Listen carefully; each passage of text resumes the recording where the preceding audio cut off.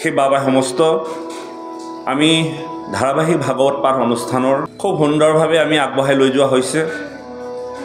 প্ৰতি পদ প্ৰতি অধ্যায় আমাক পৰম আনন্দ দি গৈছে।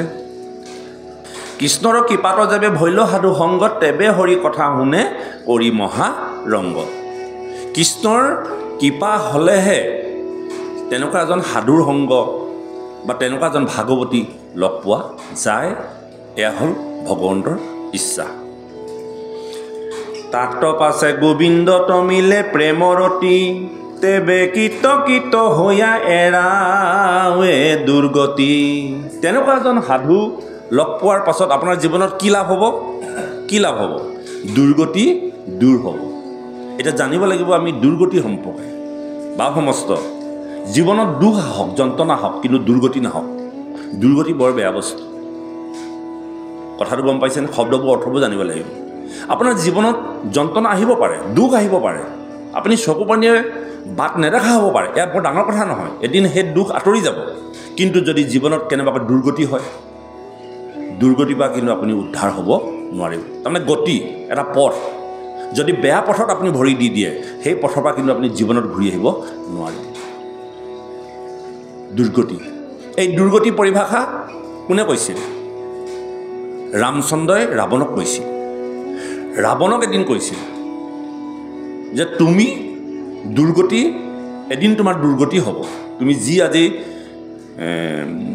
স্বৰ্ণময় লংকাত অত্যাচাৰ কৰিছা, এদিন দুৰ্গতি হ'ব। তেতিয়া ৰাৱণে কৈছে মোক কোনে দুৰ্গতি কৰিব পাৰিব? মই একচ্ছত্ৰীয় সম্ৰাট। ৰাৱণৰ ভয়ত মহাদেৱ শিৱয়ে নিজে পূজা ল'বলৈ আহে। ব্ৰহ্মাই নিজে বেদ পঢ়েহি ৰাৱণৰ ৰাজ্যত আহি। তেওঁ মাতিব নালাগে। ব্ৰহ্মা শিৱক পূজা কৰে নহয়। ৰাৱণে শিৱক পূজা কৰে, কিন্তু সেই পূজা দিবলৈ নাযায়। ভগৱানে নিজে ল'বলৈ আহিব লাগিব। ইমান শক্তিশালী। ৰাৱণ এজন মহাপণ্ডিত, জগতৰ শ্ৰেষ্ঠ লোক। কিন্তু আৰু ব্ৰহ্মাই নিজে ডেইলি আহি বেদ পঢ়ে। তেনেকুৱা এজন লোক এদিন দুৰ্গতি হৈ গ'ল। যেতিয়া মৃত্যুৰ সময়ত ৰামচন্দ্ৰই কৈছিল যে চোৱা তোমাৰ দুৰ্গতি, স্বৰ্ণময় লংকা শেষ হৈ গ'ল, চাৰখাৰ হৈ গ'ল। এইটোকে দুৰ্গতি বুলি কৈছে, যিটো আমি যাতে ভেটিও চাৰণ বুলি যে কয়, এইটো দুৰ্গতি। আপোনাৰ মোৰ বিষয় সংসাৰত কৰ্মৰ আশা বাসনাত আমি দুখ পাব পাৰোঁ, যন্ত্ৰণা পাব পাৰোঁ। এইটো ডাঙৰ কথা নহয়। এই যন্ত্ৰণা বহু সময় নাথাকে, ভাল হৈ যাব। আজি বৰষুণ দিছে, কাইলৈ ৰ'দ দিব। আজি আপোনাৰ মোৰ জীৱনত কেতিয়াবা দুখ আহিছে, নহয়নে বাৰু? আপোনালোকে নিজে নিজে অনুভৱ কৰকচোন। সেই দুখটো আঁতৰি গৈছে। এদিন আপোনালোকে দুখেৰে চকু পানী নেদেখা হৈছে। কি কৰিম কি নকৰিম আপোনালোকে ভৱ সংসাৰত এডাল কুটা বিচাৰি পোৱা নাই। কিন্তু এদিন দেখিছে সময়ৰ লগে লগে তেনেকুৱা বিপদৰ পৰা আপুনি সকাহ পাইছে। আপুনি বা মই, আপোনাক বুলি কোৱা নাই, মোক বুলি কোৱা নাই। আমি কেতিয়াবা এনেকুৱা এটা যন্ত্ৰণা আহে, এনেকুৱা এটা দুখ আহে, আমি পাৰাপাৰ নাপাওঁ। আৰু তাৰপিছত দেখিব সময়ৰ লগে লগে আপুনি আপোনাৰ সেই দুখ পাতল হৈ গৈছে। আপুনি কি নিশ্চয় পাৰাপাৰ পাইছে। এইবিলাক হ'ল জীৱনৰ দুখ যন্ত্ৰণা। এইবিলাক থাকিব, কিন্তু দুৰ্গতিৰ আশা নকৰিব। আৰু এই দুৰ্গতিৰ পৰা ৰক্ষা পাবৰ কাৰণে সৰ্বদা ঈশ্বৰৰ ওচৰত ভক্তি কৰি থাকিব লাগিব। যে মোক যন্ত্ৰণা দিয়া, দুখ দিয়া, কিন্তু দুৰ্গতি নিদিবা। এই কথাটোকে কৈছে যে তাত পাছে গোবিন্দত মিলে প্ৰেমৰ ৰতি তেবে কৃত কৃত হৈয়া এৰাৱে দুৰ্গতি। আৰু এনেকৈ সাধু মহন্তসকলৰ কথা শুনোতে শুনোতে আপোনাৰ জীৱনত কি হ'ব? প্ৰেম ভাৱ আহিব, ঈশ্বৰৰ পদত সেৱা কৰিবলৈ মন যাব, আৰু লগে লগে আপোনাৰ জীৱনত আহিবলগীয়া দুৰ্গতিৰ পৰা সদগতিলৈ আগবাঢ়ি গুচি যাব। নহয়নে বাৰু কথাটো? এইখিনিয়ে কথা। ইমান ভাগৱতে অমিত বৰশী থাকে, খালি আমি উপলব্ধি কৰিবলৈ আমাৰ মন মগজুবিলাকত বা আমাৰ হৃদয়ত সেই পদুম ফুলপাত নুফুলে, ভক্তিৰ পদুম ফুলপাত নুফুলে। কিন্তু ইমান অমিতময় কথা কৈ থাকে। এই কথাখিনি যদি আমি পালন কৰি থাকোঁ, তেতিয়াহ'লে আমাৰ জীৱনত দুৰ্গতি নাই।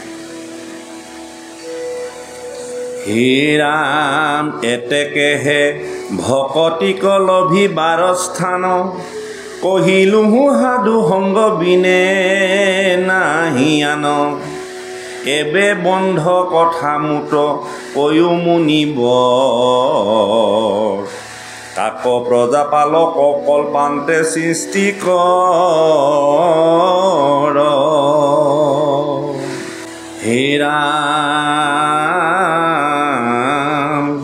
এতেকেহে ভকতি কলভি বাৰস্থান কহিলো সাধু সংগ বিনে নাহি আন এবে বন্ধ কথা মত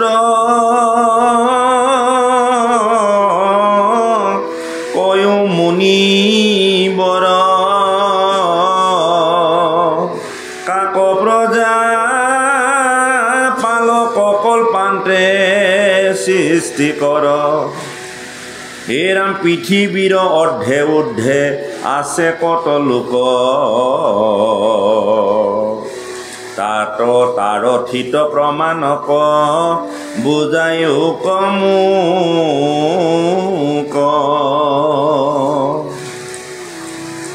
বৰ্ণাশ্ৰম বিভাগ বিস্তৰ লীলা কথা ঋষি সমস্তৰ জন্ম কৰ্ম কৈও তথা মনু মন্বন্তৰৰ পালক ৰাজা যত তাখম্বাৰ বংশ প্ৰৱতয় কেন মত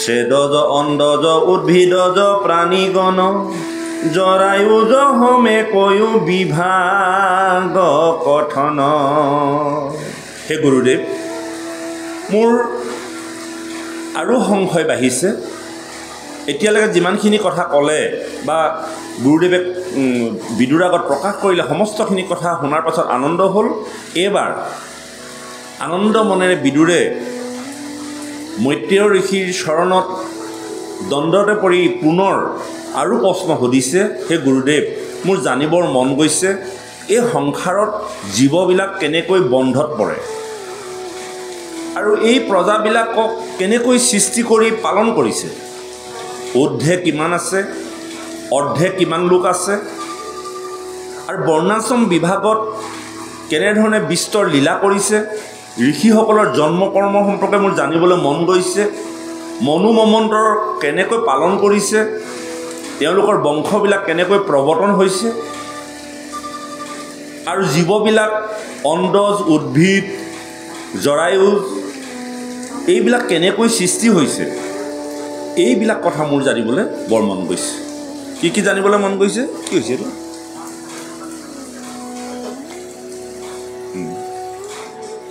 কথাটো গম পাইছেনে এইবাৰ বিদুৰৰ কি জানিবলৈ মন গৈছে কি জানিবলৈ মন গৈছে যে জীৱবিলাক কেনেকৈ বন্ধত পৰে আয়াজাত কৈ থাকিব লগা হয় তাৰপিছত কৈছে কি যে ভগৱন্তৰ প্ৰজাবিলাকক কেনেকৈ পালন কৰে আৰু কৈছে অৰ্ধে কিমান লোক আছে ঊৰ্ধে কিমান লোক আছে আমাৰ ওপৰত কিমান লোক আছে তলত কিমান লোক আছে আৰু জানিবলৈ কৈছে যে বৰ্ণাশ্ৰম ধৰ্মটো কি বস্তু বৰ্ণাশ্ৰম ধৰ্ম জানেনে বাবুসকল হা কেলে গৃহস্থাশ্ৰম সন্ন্যাসাশ্ৰম বানপ্ৰস্থ আৰু ব্ৰহ্মচাৰ্য এয়া বৰ্ণাশ্ৰম ধৰ্ম চাৰিটা বৰ্ণাশ্ৰম ধৰ্ম সম্পৰ্কে মোৰ জানিবলৈ মন গৈছে আৰু জানিবলৈ মন গৈছে ঋষিসকলৰ জন্ম কৰ্ম তেওঁলোকে কেনেকৈ জন্মগ্ৰহণ কৰে তেওঁলোকে কেনেকৈ কৰ্মবিলাক কৰে আৰু জানিবলৈ মন গৈছে যে মনু মন্বন্তৰ অৰ্থাৎ মানুহ কেনেকৈ সৃষ্টি হ'ল বা মনু বংশালী সম্পৰ্কে মোৰ জানিবলৈ মন গৈছে আকৌ কৈছে যে জীৱবিলাক উদ্ভিদ জৰায়ুজ ছেদজ অণ্ডজ আমাৰ চাৰিটা জীৱৰ জন্মৰ চাৰিটা ভাগ এক হ'ল উদ্ভিদ মাটি ফুটি যিবিলাক ওলাইছে জৰায়ুৰ পৰা যিবিলাক জন্ম হৈছে জুৰ্ণিৰ পৰা যিবিলাক জন্ম হৈছে অণ্ডজ যিবিলাক কণী ফুটি ওলাইছে আৰু ছেদজ যিবিলাক মাটি ফুটি ওলায় মানে বাৰু ছেদজ অণ্ডজ উদ্ভিদ আৰু জৰায়ুজ এই চাৰিটা বিভাগ আছে জীৱ জন্ম হোৱা উদ্ভিদে জৰায়ুৰ পৰা জন্ম নহয় হয়নে চৰাইবিলাক জৰায়ুৰ পৰা জন্ম নহয় কণী ফুটি ওলায় মনুষ্যবিলাক জৰায়ুজ আমি মানে জুৰ্ণিৰ পৰা জন্ম হওঁ আৰু এইখিনি আছে কি ছেদজ ফাটি পেলাই ওলায় গতিকে এইবিলাক কথা মোৰ জানিবলৈ মন গৈছে তাৰপাছত আৰু কি জানিবলৈ মন গৈছে পাখণ্ডৰ কথা তাৰ কমন প্ৰবৃত্তি জীৱ সমস্তৰ যেন যেন হুৱে গতি। প্ৰাখণ্ডসকলৰ কথা বতৰাবিলাক কেনেকুৱা, সেই প্ৰাখণ্ডবিলাকৰ গতিবিলাক কি, তেওঁ প্ৰাখণ্ড কৰ্ম কৰি পেলাই জীৱনত কেনেধৰণৰ গতিপাত্ৰ হয়, এই কথাবিলাকো মোৰ জানিবলৈ মন গৈছে। কৈছে পাখণ্ডৰ কথাটাৰ কমন প্ৰবৃত্তি, জীৱ সমস্তৰ যেন যেন হুৱে গতি। আকৌ কি জানিবলৈ মন গৈছে, গ্ৰহ নক্ষত্ৰৰ স্থিতি শ্ৰাদ্ধৰ বিধান, হৰি পূজা বিধি মুত কহা যেন থান। গ্ৰহ নক্ষত্ৰবিলাক কেনেকৈ আছে, তেওঁলোকৰ গতিবিলাক কি, তাৰোপৰি হৰিৰ বিধানবিলাক কি, হৰিক ভক্তি কৰিবৰ কাৰণে কি বিধান আছে, এই কথাবিলাকো মোৰ জানিবলৈ মন গৈছে।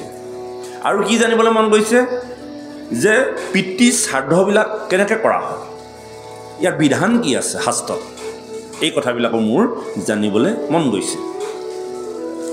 গ্ৰহ নক্ষত্ৰৰ স্থিতি শ্ৰাদ্ধৰ বিধান, হৰি পূজা বিধিমূত কহা যেন থান। কেনেকৈ ঈশ্বৰক ভজিব পাৰি, তাৰ কিবা বিধান আছে নেকি। গৃহ ব্ৰহ্মচাৰী প্ৰাণপন্থী জ্যোতিষয়, আসম্বাৰ ধৰ্ম কৰ্ম কয়ো কেন নয়। গৃহীসকল, ব্ৰহ্মচাৰীসকল, বানপ্ৰস্থীসকল, জ্যোতিসকল, যাক সন্ন্যাসী বুলি কোৱা হয়। জ্যোতি মানে জটাধাৰী, জ্যোতিষয়, ছয় মানে ছয় নহয়, ছটা নহয়, ছয় মানে সকল, জ্যোতিষয় তাৰমানে জটাধাৰীসকল, যাক সন্ন্যাসী বুলি কওঁ। গৃহী মানে আপুনি মই, যিসকলে গৃহ পাতি থাকে। ব্ৰহ্মচাৰী, যি ব্ৰহ্মক ৰক্ষা কৰি বিয়া বাৰু নাপাতি সংসাৰ নকৰি ঘূৰি ফুৰে। প্ৰাণপন্থী, ঘৰ বাৰী এৰি বনত থাকে, প্ৰাণপন্থী। এইবিলাকৰ কেনে আচৰণ, কেনে কৰ্ম, এইবিলাক কথা জানিবলৈ মন গৈছে। আসম্বাৰৰ ধৰ্ম কৰ্ম কয়ো কেন নয়, তেওঁলোকৰনো কেনেকুৱা ধৰ্ম পালন কৰে, কেনেকেনো তেওঁলোকে চাল চলন কৰে, এইবিলাক কথাও মোৰ জানিবলৈ মন গৈছে। জগত সংহৰি যেবে ৰৈলা কি পাময়, তেবে তাংক সি বেলাত কোনে উপাস হয়। যেতিয়া ভগৱন্ত পুৰুষে প্ৰলয়ৰ পাছত নিদ্ৰাগত হৈ থাকে, সেই সময়ত জগতখন কোনে পালন কৰে। সাংঘাতিক প্ৰশ্ন সুধিছে বিদুৰে মৈত্ৰেয় ঋষি। যেতিয়া ভগৱন্ত পুৰুষে প্ৰলয় হয় নহয় জগতখন, প্ৰলয়ৰ পাছত তেওঁ নিদ্ৰাগত হৈ থাকে, সেই সময়ত জগতখন কোনে চলাই থাকে, এই কথাটো মোৰ জানিবলৈ মন গৈছে। এ ৰাম যেন মহাৰাজা ৰংগে কৰিলা শয়ন, চামৰ ধৰিয়া সেৱা কৰে ভিত্তগণ। কোনোবা উপায়ে তুষ্ট হুৱন্ত ঈশ্বৰ, ই হ'ব প্ৰশ্নৰ মোক দিও ক উত্তৰ। যেতিয়া চক্ৰৱৰ্তী ৰজাবিলাক শয়ন কৰি থাকে, তেতিয়া লিগিৰিবিলাকে চামৰে বিচি থাকে, বিচনীয়ে বিচি থাকে ৰজা মহাৰাজাবিলাক। কিন্তু ভগৱন্ত পুৰুষ যেতিয়া নিদ্ৰাগত হৈ থাকে, তেতিয়া ভগৱন্ত পুৰুষক কোনে বিচি আছিল, এই কথাটো বিদুৰৰ জানিবলৈ মন গৈছে। আৰু জানিবলৈ মন গৈছে কি, যে যেন মহাৰাজা ৰংগে কৰিলা শয়ন, চামৰ ধৰিয়া সেৱা কৰে ভিত্তগণ। ভিত্তগণ মানে চাকৰ। কোনোবা উপায়ে তুষ্ট হুৱন্ত ঈশ্বৰ, ই হ'ব প্ৰশ্নৰ মুখ দিও ক উত্তৰ। কি কৰিলেনো ভগৱন্ত পুৰুষ সন্তুষ্ট হয়, এই কথাবিলাক মোক, এই প্ৰশ্নবিলাকৰ উত্তৰ মোক দিয়ক এই গুৰুদেৱ। প্ৰশ্নখিনি মনত ৰ'লনে, বহুতখিনি প্ৰশ্ন ক'লে, এইখিনি ক'বগৈ এতিয়া। কি প্ৰশ্ন ক'লে, এক কথা ক'লে যে ব্ৰহ্মচাৰী বা বানপ্ৰস্থ ধৰ্মবিলাক কেনেকৈ চাল চলন কৰে, জীৱবিলাক কেনেকৈ কৰ্মবন্ধনত পৰে, ঋষিসকলৰ জন্মকৰ্ম কি, শ্ৰাদ্ধৰ বিধান কি, হৰি সেৱা কেনেকৈ কৰিব পাৰি, নহয়নে বাৰু। তাৰপিছত ক'লে কি, এই যে চাৰিটা জীৱ, চেদজ, অণ্ডজ, উদ্ভিজ, জৰায়ু, এওঁলোকেনো কেনেকৈ জন্মগ্ৰহণ কৰে, কেনেকৈনো সংসাৰ চলি কৰি থাকে। তাৰপাছত কৈছে মনুৰ বংশসকল কি, ঋষিসকলৰ বংশ কি, ঋষিসকল কেনেকৈ থাকে, নহয়নে বাৰু। তাৰপাছত কৈছে যে গ্ৰহ নক্ষত্ৰবিলাক কেনেকৈ চাল চলন কৰে, যেতিয়া সংসাৰখন প্ৰলয়ত ডুব যায়, ভগৱন্ত পুৰুষ নিদ্ৰাগত হৈ থাকে, তেতিয়া সংসাৰখন কোনে পৰিচালনা কৰে। আকৌ মহাৰাজাসকলক ভিত্তগণে যেনেকৈ শয়নৰ সময়ত বিচি থাকে চামৰে, ভগৱন্ত পুৰুষক কোনে বিচি থাকে। তাৰপাছত কৈছে কি, যে কি উপায়েনো ভগৱন্তক সন্তুষ্ট কৰিব পাৰি, এই প্ৰশ্নবিলাকৰ উত্তৰ আজি বিদুৰে মৈত্ৰেয় ঋষিৰ পৰা জানিবলৈ বিচাৰিছে। হে ৰাম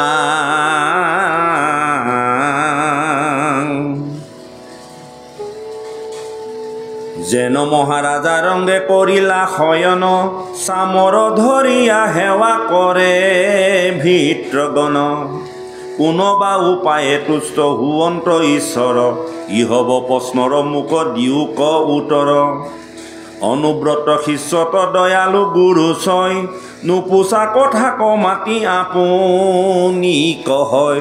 কি ক'লে?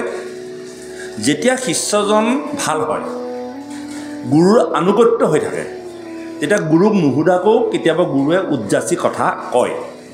আজি বিদুৰে সেই কথাটো দাবী কৰিছে যে হে গুৰুদেৱ, যদি মই তোমাৰ আনুগত, তুমি যদি মোক পৰম শিষ্য বুলি ভাবিছা, কিন্তু কেতিয়াবা গুৰুসকলৰ মন ভাল থাকিলে, শিষ্যৰ প্ৰতি দয়া উপজিলে, শিষ্যই নুসুধাকৈ যেনেকৈ কথাবিলাক কৈ থাকে, বহু শিষ্যই নুসুধাকৈও গুৰুৱে কয়। কেতিয়া কয়?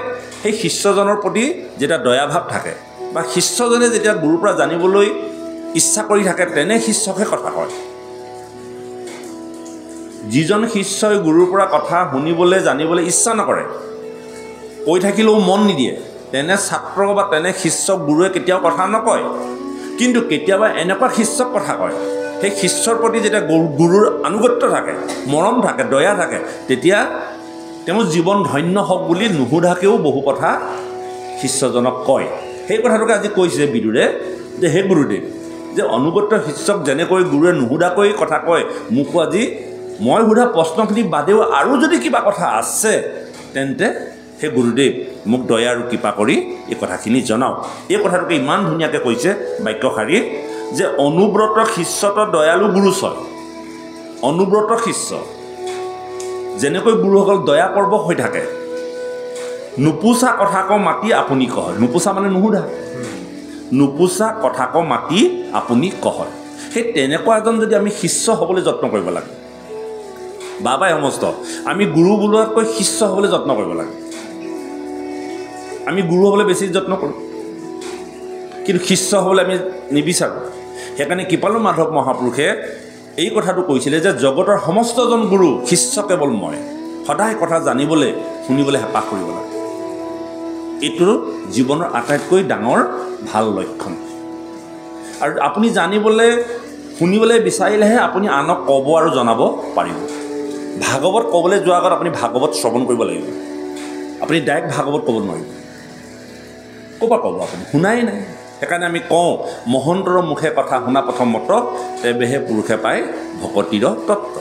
কথা শুনিলে গুচে মনৰ সংশয়, কৃষ্ণৰ সেৱাতৰ অতি তেৱেহে বা হয়। হেন জানি কথা শুনা মহন্তৰ মুখে, বোলা ৰাম ৰাম যেবে তৰি বাহা সুখে। সেইকাৰণে কথা শ্ৰৱণ কৰিবলৈ শিকিব লাগে, কীৰ্তন কৰিবলৈ নহয়। আমাক গাবলৈ লাগে, নাই নে বাৰু? আমাৰ সমাজত দেখা যায় যে ভাগত গাবলৈ লাগে, কীৰ্তন গাবলৈ লাগে, গাবলৈ পালে ভাল, গাবলৈ নাপালে বেয়া। কিন্তু গাইতো তেওঁ জীৱনত একো নিশিকিলে, শিকাটো নহ'ল। কেলৈ নহ'ল জানেনে? শুনিবলৈ নিবিচাৰে। গাবলৈ শিকিলে, শ্ৰৱণ কৰিবলৈ নিশিকিলে। আৰু শ্ৰৱণ কৰিবলৈ নিশিকাৰ কাৰণে গাই থকা মানুহজনে একো গম নাপায়। আপোনালোকে মোৰ কথাখিনি শ্ৰৱণ কৰি আছে, কিন্তু মই আপোনালোকক ক'বলৈ যাওঁতে ক'বও লগা হৈছে, বুজাবও লগা হৈছে। গতিকে মোৰ ভক্তিটো কমি গৈছে। সেইকাৰণে মই দ্বিতীয় স্থায়ী বা দ্বিতীয় শাৰীৰ এজন লোক। আৰু প্ৰথম শাৰীৰ লোক কোন? আপোনালোক শ্ৰৱণ কীৰ্তন। সেইকাৰণে 9বিধ ভক্তিৰ ভিতৰত 2বিধ শ্ৰেষ্ঠ ভক্তি, আৰু তাৰ ভিতৰত একেবাৰে 1 নম্বৰ শ্ৰেষ্ঠ ভক্তিটো হ'ল কি? শ্ৰৱণ ভক্তি। আপোনালোকে কৰি আছে, মই 2 নম্বৰ ভক্তিটো কৰি আছোঁ। মোৰ কেতিয়াবা কিছুমান থাকিও গৈছে, বা মই আপোনালোকক বুজাবলৈ গৈ হয়তো মোৰ ভক্তি নহ'বও পাৰে। কিন্তু আপোনালোকে যেতিয়া একান্তভাৱে শ্ৰৱণ কৰি আছে, কৰ্ণপথেদি ভগৱন্তৰ নাম আপোনালোকৰ হৃদয়ত প্ৰৱেশ কৰি আপোনালোকৰ হৃদয়বিলাক নিৰ্মল হৈ গুচি গৈছে। LP স্কুলৰ শিক্ষকজন LP স্কুলতে থাকে। LP স্কুলত পঢ়ি যোৱা ছাত্ৰজন ক'ৰ পাই গ'ল? ইঞ্জিনিয়াৰ, ডক্টৰ নহয় কেনে? আৰু সেই শিক্ষকজন LP স্কুলতেই থাকে। আজি আপোনাৰভাৱে ভাগৱত শ্ৰৱণ কৰি আছে, আপোনালোকে গতি পাই বৈকুণ্ঠ প্ৰাপ্তি হ'ব পাৰে। হয়তো মই এনেকৈয়ে থাকি যাম, নে বা এনেকৈয়ে থাকি যাম। মই বোলে অকল ভাগৱতহে গাই থাকিলে, কাম একো নহয়। কিন্তু ইয়াত ক'ব কেইটামান কথা।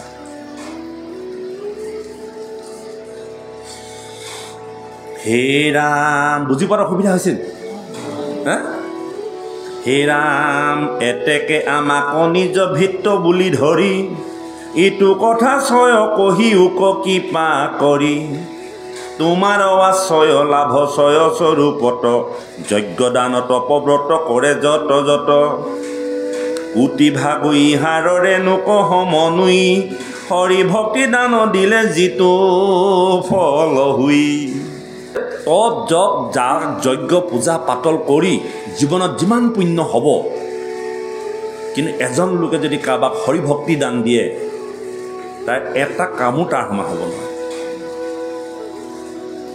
মনত ৰাখকচোন কথা এটা ভাগৱতৰ কথা দেই আপোনাৰ মোৰ কথা নহয় কি বুলি ক'লে বাপ মনত ৰাখক তোমাৰ আশ্ৰয় লাভ ছয় স্বৰূপত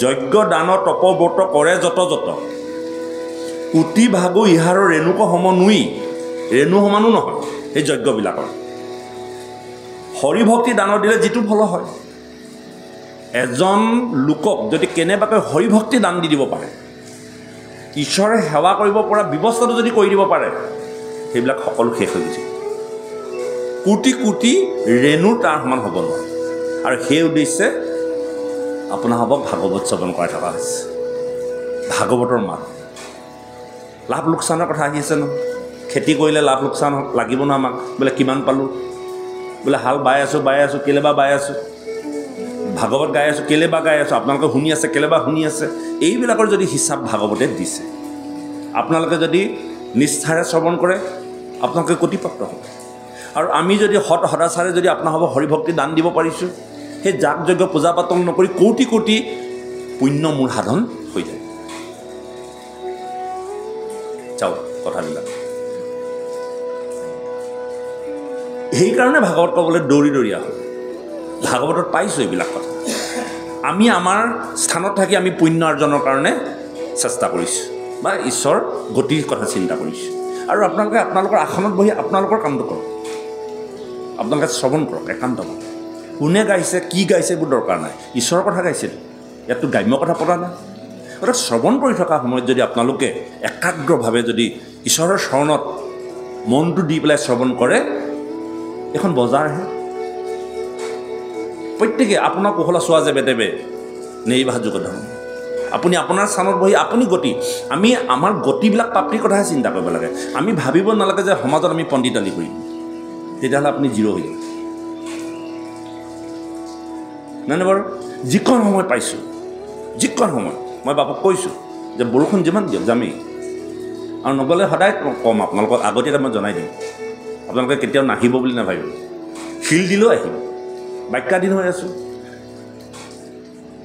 ভগৱন্তৰ ওচৰত আমি বাক্যাধীন হৈ থকা নাই জানো ধাৰাবাহিক আমি বহিম আহিম বুলি কৈ থৈছোঁ আজি বৰষুণ এজাক দিয়াৰ লগে লগে আমি কি নাহিম নেকি কিবা এটা বেলেগ উদ্দেশ্য হ'লে বেলেগ কথা কিন্তু আমি ঘৰত এনেই বহি থাকিম এতিয়া ইয়াত আহি আপুনি কিমান ধুনীয়া কথা শুনি আছে ভাগৱতৰ সন্মুখত জীৱন ধন্য হৈ যাব আপোনালোকৰ আজি বিদুৰে কৈছে মোৰ মল দূৰ হৈ গৈছে প্ৰেমত মই আহ্লাদিত হৈ গৈছোঁ মোৰ সংসাৰৰ যন্ত্ৰণা শেষ হৈ গৈছে আৰু দুৰ্গতি নাশ হৈ যায় দুৰ্গতি নাশ হ'ব আপোনালোকে প্ৰমাণ চাব কিন্তু এইটো নহয় যে আজি কৰিলোঁ কাইলৈ নহয় প্ৰমাণ পাব আপোনালোকে প্ৰমাণ পাব ঈশ্বৰে দিব আপোনালোকক খালি ঈশ্বৰৰ ওচৰত আপোনালোকে ৰতি হৈ থাকক তোমাৰ আশ্ৰয় লাভ ছয় স্বৰূপত যজ্ঞ দান তপব্ৰত কৰে যত যত কোটি ভাগু ইহাৰৰে নোক সমনুই হৰি ভক্তি দান দিলে যিটো ফল হুই এগুটি জীৱক যিটো নিষ্ঠাৰ কৰয় যত পুণ্য হুৱে তাৰ পাৰ নাহি কয় এটা জীৱক যদি আপুনি আপোনাৰ এটা বাক্যই যদি গতি দি দিব পাৰে আমি যে আমাৰ ল'ৰাসকলক যে খুচৰি খুচৰি কথাবোৰ কৈ থাকোঁ হৰ্ণ মন্ত্ৰটো মনত আছেনে নাই এইটো কৰিলিনে নাই এটা যদি লাইনত এজন যদি কেনেবাকৈ ঈশ্বৰ সেৱাত ব্ৰতী কৰাই দিব পৰা যায় তাতকৈ আপোনাৰ জীৱনত আপুনি কি দান দিব কোনোবা এজন মানুহে বিচাৰি আহিছে টকা 500 দিয়াটো দান নহয় এজন মানুহক যদি ঈশ্বৰ সেৱাত ব্ৰতী কৰাই দিব পাৰে এজন মানুহক যদি জীৱনৰ সংস্কাৰ কৰি দিব পাৰে এজন লোকক যদি জীৱনৰ চৰিত্ৰ গঠনত আপুনি সহায় কৰি দিব পাৰে তাতকৈ আৰু পুণ্য নাই। খং কৰোঁ, ৰাগ কৰোঁ, মোৰ কাৰণেতো নকৰোঁ। হয়নে কওকচোন? নামঘৰলৈ হাত ধুতিখন পিন্ধি আহিবি, তাৰমানে কি লাভ হ'ব? মোৰ কি লাভ আছে কওকচোন? কিন্তু সংস্কাৰ,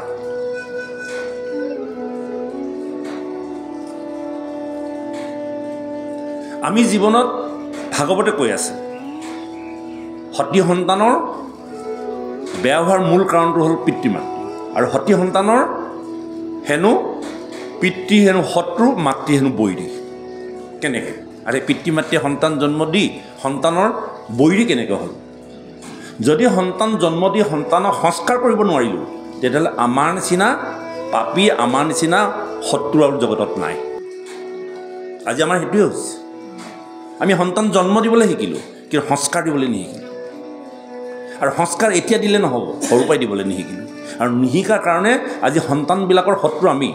কাৰণ এখন পণ্ডিত সমাজত যেতিয়া বহি থাকিব, তেতিয়া আপোনাৰ সন্তানটোক যেতিয়া মানুহে নগণ্য কৰিব, সন্তানটোক যেতিয়া আপোনাৰ তিৰস্কাৰ কৰিব, নিন্দা কৰিব, তাৰ কাৰণ পিতৃ মাতৃ। যেনেকৈ এখন বগ সমাজ মানে বগলীৰ সমাজ, ঢৌ ঢৌকৈ বগলীবিলাক বগা। আৰু সেই বগলী সমাজত যেতিয়া আপোনাৰ সন্তানটো কোলাৰ নিচিনাকৈ এটা কলা বগলী নিচিনাকৈ থাকিব, সকলোৰে দৃষ্টি আপোনাৰ সন্তানটোৰ ওপৰত পৰিব, তেতিয়া সেই সন্তানটোৱে যি লাজ পাব, চৰম পাব, তাৰ কাৰণ পিতৃ মাতৃ। কাৰণ সেই সন্তানটোৰ শত্ৰু পিতৃ মাতৃ। কাৰণ সেই পিতৃ মাতৃয়ে নিজৰ কামনাৰ লালসাত যৌৱনৰ এটি মুহূৰ্তত সেই সন্তানটো নমাই নি, কিন্তু সন্তানটোক যথোচিত শিক্ষা দিব নোৱাৰাটোৱে তেওঁলোকৰ জীৱনৰ আটাইতকৈ ডাঙৰ অপৰাধ। আৰু আমি সেইটোকে কৰি আছোঁ। অধিকাৰ কিন্তু আমি ভালকেই বিচাৰোঁ সন্তানটোৰ পৰা, কৰি দিব লাগিব, খুৱাই দিব লাগিব, টকা নঘটকেলে। কিন্তু সেই টকা ঘটিবলৈ বা ল'ৰাটোক সংস্কাৰ দিবলৈ আমি কিমান যত্নপৰ হ'লোঁ। আজি এই ভাগৱত এই অনুষ্ঠানটো সেইকাৰণে আয়োজন কৰা হৈছে। নোৱাৰা কামখিনি এতিয়া ক'ত চব যুৱ সমাজ নাই। এইবিলাক কথা আজি যুৱক যুৱতীসকলে বহুত প্ৰয়োজন আছে, কিন্তু আমি আনিব নোৱাৰোঁ। নিজৰটোকো আনিব নোৱাৰোঁ, আপোনালোকেও আনিব নোৱাৰে, ময়ো আনিব নোৱাৰোঁ। তাৰ কাৰণ মই নিজেই। মোৰ ল'ৰাটো বেয়া নহয়, আপোনাৰ ছোৱালীজনী বেয়া নহয়, আপোনাৰ ল'ৰাটোও বেয়া নহয়, বেয়া আপুনি মই।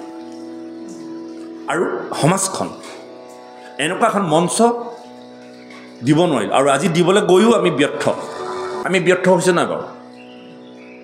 আপোনালোকে হৈছে নাই নাজানো, মই কিন্তু ব্যৰ্থ হৈছোঁ। আৰু মই তাৰ গুৰিটো বিচাৰি চাইছোঁ, ক'ত ব্যৰ্থ হৈছোঁ।